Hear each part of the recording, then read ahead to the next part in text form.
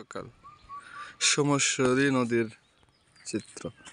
আমি যেখানে দাঁড়িয়ে আছি এখান থেকে প্রায় এই যে গভীরটা দেখা যাচ্ছে এখানে প্রায় 30 ফিট বা তারও অধিক গভীর হবে।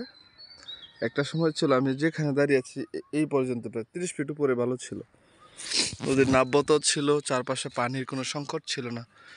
নদী যখন এখন গভীর হচ্ছে খননের ফলে চারপাশের যে পানির একটা তীব্র সংকট, গৃহস্থলীর কাছ থেকে শুরু করে খাবার পানি, এখানে আশেপাশে যে নদীর আশেপাশে যে গ্রামগুলো আছে কোনো বাড়িতে কিন্তু টিউবওয়েলে পানি নেই।